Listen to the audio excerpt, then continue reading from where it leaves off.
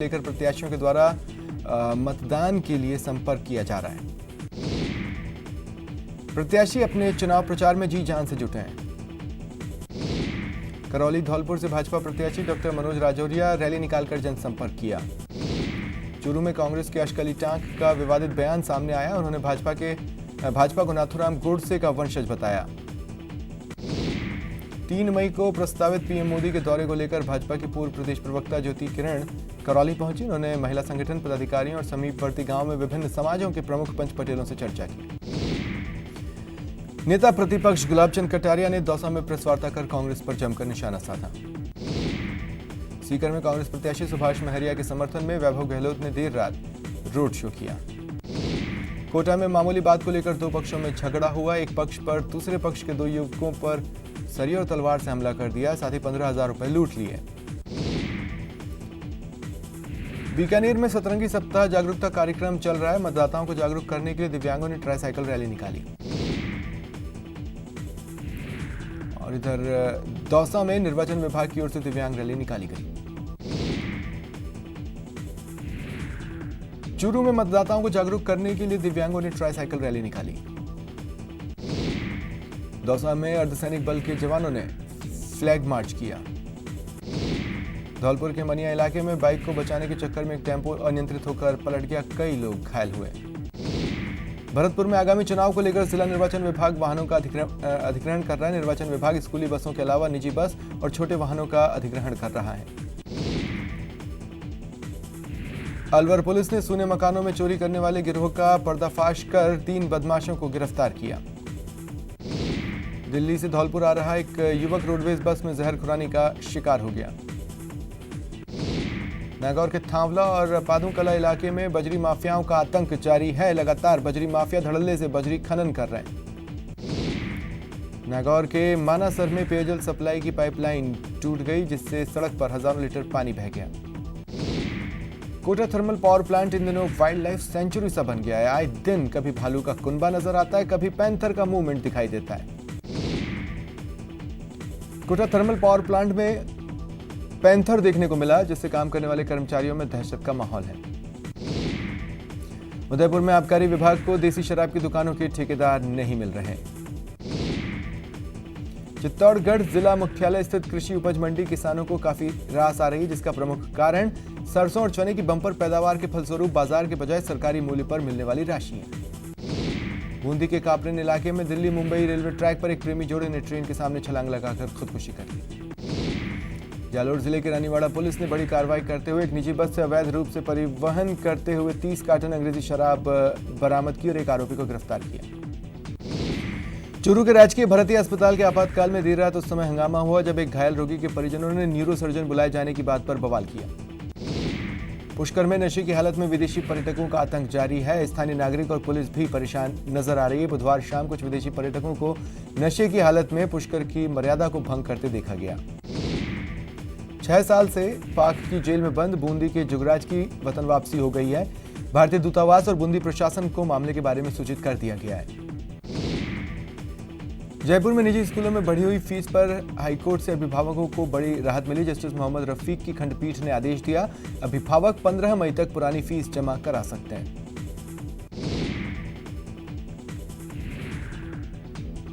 अलवर जिले के भिवाड़ी के मनशा चौक के पास कचरे में देर रात भीषण आग लगने से अफरा तफरी मच गई। झुंझुनू में एक युवक की हत्या के मामले में परिजन काफी आक्रोशित हो गए। आरोपियों को गिरफ्तार करने की मांग को लेकर उदयपुरवासी सीएससी के सामने प्रदर्शन किया। जालोर के केरिया गांव में खेत पर काम करते समय करंट लगने से दंपति की मौत हो गई। कोटा झालावाड़ नेशनल हाईवे पर बाइक को अज्ञात वाहन ने टक्कर मार दी। बाइक सवार पति की मौत हो गई, पत्नी गंभीर रूप से घायल है। तूफान फानी को लेकर 4 राज्यों में अलर्ट है। नेवी और एनडीआरएफ की टीम एक्शन में है। पीएम मोदी ने अधिकारियों से फीडबैक लिया। विभिन्न राज्यों में कई ट्रेनों को रद्द किया गया है। साथ ही कई इलाकों में लोगों को सुरक्षित स्थानों में भी शिफ्ट कर दिया गया है।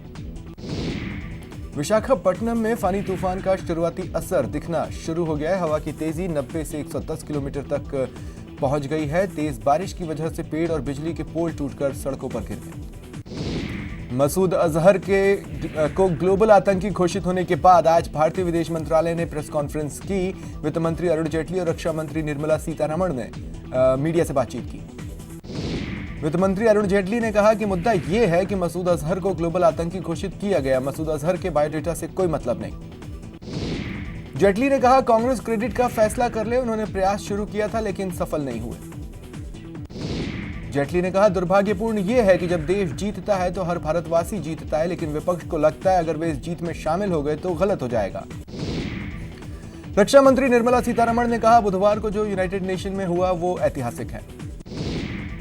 सीतारमण ने कहा आतंकी मास्टरमाइंड मसूद अजहर अब ग्लोबल आतंकी है। आतंक को लेकर हमारी जीरो टॉलरेंस पॉलिसी है।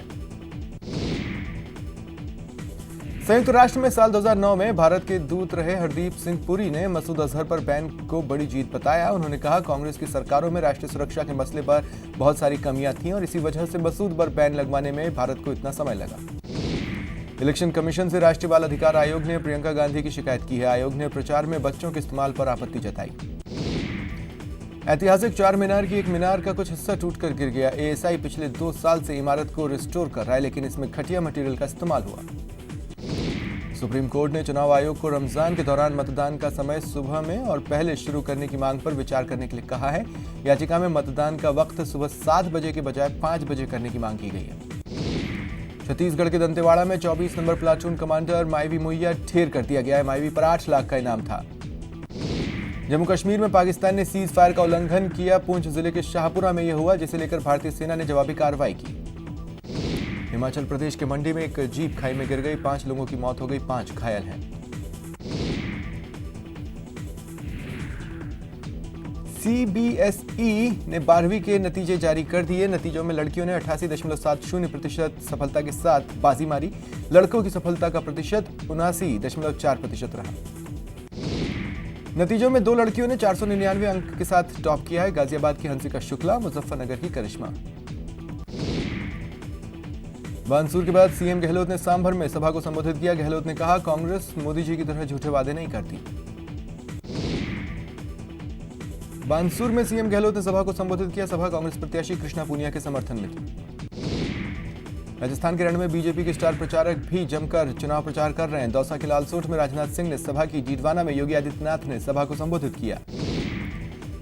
लालसोट में राजनाथ सिंह ने कहा कांग्रेस ने कर्ज माफी के नाम पर लोगों से झूठ बोला। जयपुर में कांग्रेस नेता और पूर्व केंद्रीय मंत्री आनंद शर्मा ने प्रेस कॉन्फ्रेंस कर कहा देश के अंदर एक पुकार है, अब लोग बदलाव चाहते हैं। पूर्व केंद्रीय मंत्री ने कहा 5 साल का अनुभव कटु अनुभव रहा है। मोदी जी ने रोजगार किसानों को लागत का 1.5 गुना देने, 100 स्मार्ट सिटी बनाने का वादा किया, लेकिन पीएम ने मतदाताओं को धोखा दिया। आनंद शर्मा ने कहा पीएम मोदी वायदों की बात नहीं करना चाहते। कांग्रेस अध्यक्ष राहुल गांधी आज राजस्थान दौरे पर रहेंगे। राहुल चौमू और अलवर में चुनावी सभा करेंगे। यूपी के सीएम योगी आदित्यनाथ आज प्रदेश के दौरे पर हैं। करौली और सीकर में 3 मई को होने वाली पीएम मोदी की रैली की तैयारियां जोरों पर हैं। बुधवार को प्रधानमंत्री नरेंद्र मोदी ने लोकसभा चुनावों के दौर में पहली बार राजधानी जयपुर में चुनावी सभा की। पीएम ने जयपुर के मानसरोवर पहुंचने के बाद कहा कि वो जयपुर वासियों का आशीर्वाद लेने आए हैं। वडोदरा में पीएम मोदी ने कहा बीते 5 सालों में दुनिया में भारत के आत्मविश्वास और आत्मसम्मान को बढ़ाने में चौकीदार ने कोई कसर नहीं छोड़ी। पीएम मोदी ने कहा 2014 से पहले हर जगह बम धमाकों की चर्चा होती थी, लेकिन बीजेपी की सरकार आने के बाद अब ऐसी बातें नहीं होती। पीएम ने कहा पहले लोग कहते थे छोटे छोटे देश कार्रवाई करते हैं, भारत कब जागेगा, लेकिन अब लोग ये नहीं पूछ रहे कि क्यों नहीं हुआ। आज लोग आशा और उम्मीद के साथ कहते हैं कब होगा। पीएम मोदी ने कहा 2022 तक किसानों की आय डबल होगी। पीएम ने कहा कांग्रेस को अब समझ नहीं आ रहा कि देश क्या चाहता है। पीएम ने कहा यह नए युग का भारत है। पीएम के मुताबिक अब भारत को जहां खतरा होगा वो वहां घुसकर मारेगा। पीएम ने इसके साथ ही कहा कि कांग्रेस ने किसानों को जितना धोखा दिया उतना ही देश के जवानों को भी दिया है। बुधवार को चाकसू में सीएम गहलोत ने सविता मीणा के समर्थन में जनसभा को संबोधित किया। सीएम ने कहा कांग्रेस सबको साथ लेकर चलती है।